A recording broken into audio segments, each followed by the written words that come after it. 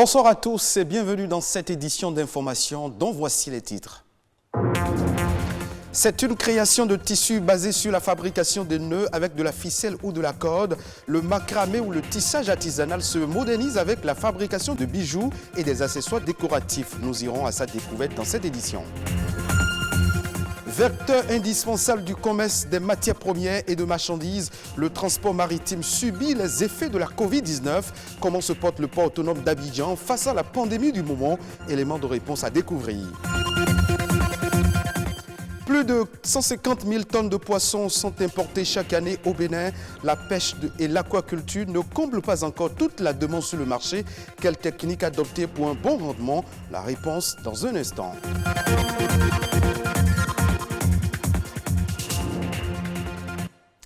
On démarre cette édition par cette information. En effet, les résultats de la deuxième délibération de la session de juillet du baccalauréat 2020 a été faite hier dans les centres d'examen. Ces résultats ont été publiés sur la plateforme e-résultats depuis hier.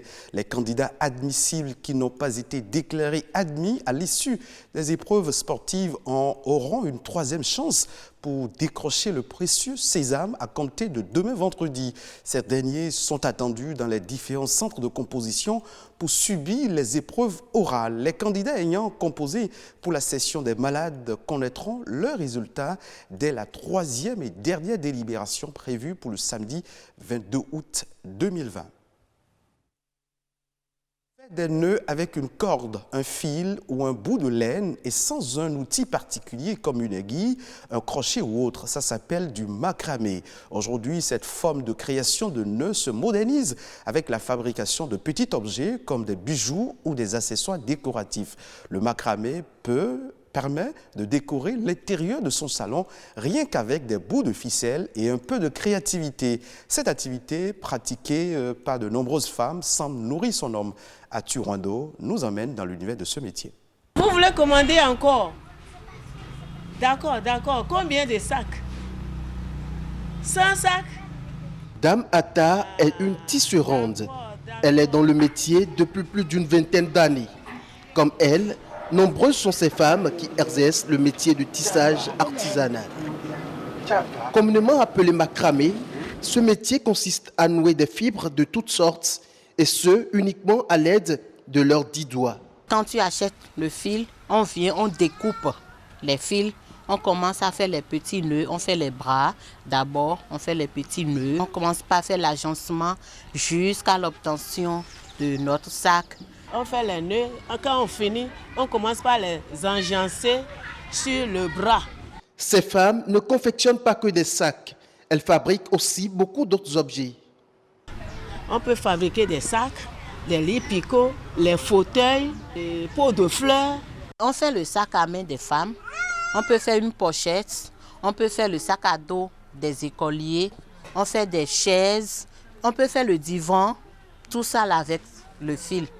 Dans l'exercice de ce métier, elles sont souvent confrontées à des difficultés qui émoussent l'ardeur de certaines d'entre elles. Ça fait très mal aux doigts. Ça fait trop mal à la main. Des fois, il y a des moments qu'il faut ça jusqu'à... Les mains sont blessées. Le métier de tissage artisanal ou macramé aide la majorité de toutes celles qui s'y adonnent à subvenir à leurs besoins. Ce métier nourrit l'homme. Grâce à ça, nous arrivons parfois à payer le loyer. Nous arrivons à subvenir à nos besoins. Je sais ce que j'ai trouvé dedans. Ça nourrit mes enfants, ma famille, mon foyer. Ça m'aide à aider mon mari. Cette technique de tissage qui existe depuis des lustres est aujourd'hui associée au loisir. Pourtant, elle est à l'origine de nombreux objets décoratifs qui servent à ressortir la beauté des œuvres d'art. Vous avez un mal de gorge, de la fièvre, des maux de tête. Vous souffrez certainement d'une angine de gorge, une maladie capable de vous clouer au lit. L'angine de gorge, fréquente chez les enfants et les adolescents, peut avoir diverses origines. C'est une pathologie qui entraîne des complications quand elle n'est pas bien traitée. Quels sont les traitements et les moyens de prévention? Plus de détails dans ce reportage de Stéphanie Dekwemadora. elle, est due à une inflammation des amygdales, de la membrane muqueuse et du larynx.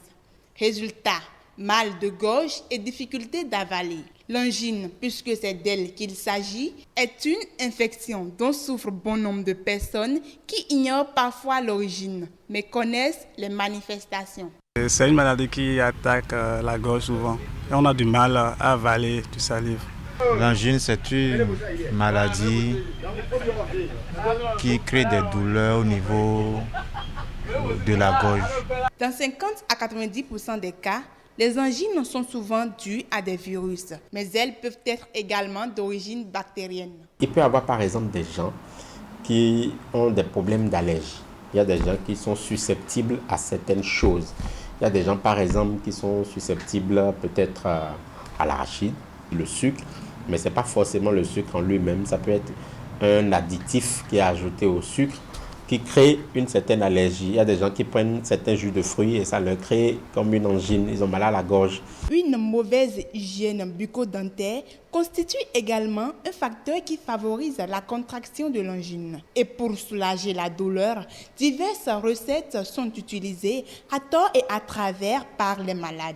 Des recettes qui entraînent des complications aux conséquences douloureuses. Face à cet état de choses, le spécialiste propose. La plupart des angines sont d'abord des angines virales. Donc au départ, ce n'est pas forcément nécessaire d'utiliser un antibiotique au départ.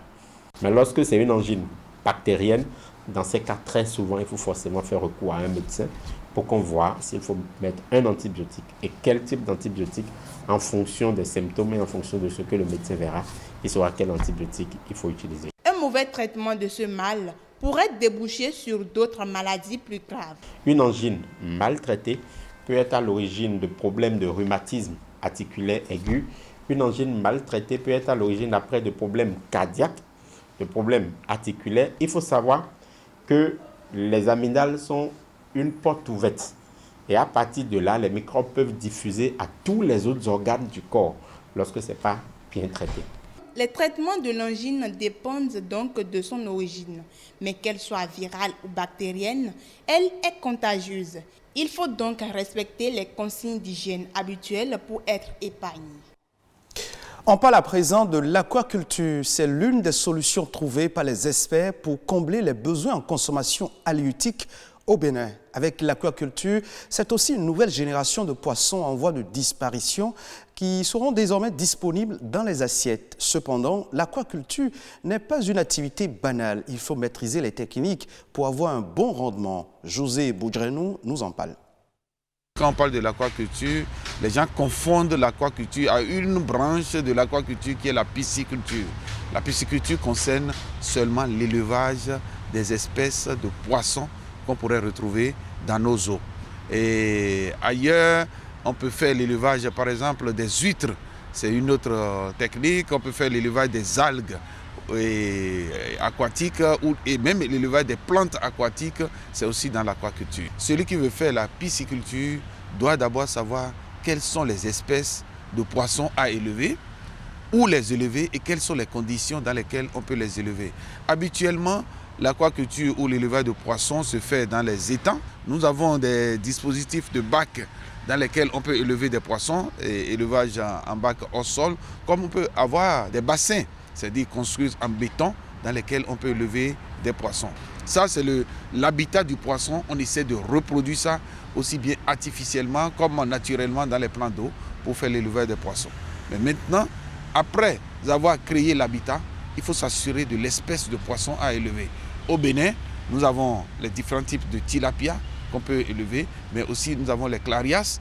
La troisième chose, après avoir connu les espèces, la présence de l'eau, c'est-à-dire l'habitat, c'est que la troisième chose, c'est l'alimentation. Qu'est-ce qu'on veut donner à manger aux poissons? Aussi, au niveau de la diversité biologique, il y a des espèces qui sont en cours de disparition. Et aujourd'hui, quand vous allez dans le monde de l'aquaculture, en ce qui concerne les poissons d'aquarium, c'est pour la plupart des espèces qui ont disparu de leur écosystème naturel à cause de la surexploitation. Et aujourd'hui, l'aquaculture reste la seule solution pour faire revivre encore ces espèces. Ça veut dire que ça permet de renforcer la diversité biologique dans nos pays. La crise sanitaire liée à la pandémie du coronavirus a des impacts sur l'économie mondiale. Depuis plusieurs mois, l'Afrique ne s'en remet pas. L'économie de plusieurs pays du continent subit une rude épreuve. Comment se porte aujourd'hui le port autonome d'Abidjan face à cette récession? La réponse dans ce reportage. Asta Rosa Cissé gère le terminal à conteneurs du port d'Abidjan, dit port moderne. Un port moderne, c'est un port qui a des cadences de déchargement élevées. Nous sommes aujourd'hui à 60 mouvements heure, c'est-à-dire que dans une heure, nous manipulons 60 conteneurs. Le terminal à conteneurs, c'est 45% des activités du port d'Abidjan, un port prisé par les armateurs en raison des avantages comparatifs de la Côte d'Ivoire. Nous exportons énormément grâce aux campagnes successives du cacao, du cajou, du coton, de la mangue, de la banane. Et c'est ce qui nous permet de pouvoir avoir deux touchés et que l'escale d'Abidjan soit une escale prisée. Offrir deux touchés, c'est bien, mais élargir le canal de Vlidi, l'approfondir pour rendre le port accessible aux navires de la nouvelle génération est mieux. Il s'agissait donc de créer des infrastructures à même d'accueillir les grands navires, des navires aujourd'hui qui font 16 mètres de tirant d'eau, alors que les quais du port ne peuvent accueillir que des navires de 11 mètres 50 de tirant d'eau. Travailler à oxygéner le poumon de l'économie ivoirienne. 85% des échanges commerciaux de la Côte d'Ivoire avec l'extérieur a l'effet de lui éviter le stade sévère de la pandémie à coronavirus. Voilà le principal défi à relever par la communauté portuaire. Le terminal à conteneurs, le cœur des activités d'import et d'export, s'est donné les moyens de sorte à garantir des prestations de services conformes aux besoins et attentes des clients. Nous avons adapté nos horaires de travail pour pouvoir aménager les horaires de shift et réduire le nombre de personnes dans les bureaux. Effectivement, nous avons eu des baisses. Une baisse d'abord qui partait de 11% au mois d'avril. À fin mai, nous étions environ à... Il y avait un peu de rattrapage, il y a eu à 7%. Mais globalement, le trafic a connu une baisse de l'ordre de 7% en mai. Et nous espérons un rattrapage. Une chose est sûre, le Covid-19 fait désormais partie intégrante de l'environnement des activités socio-économiques.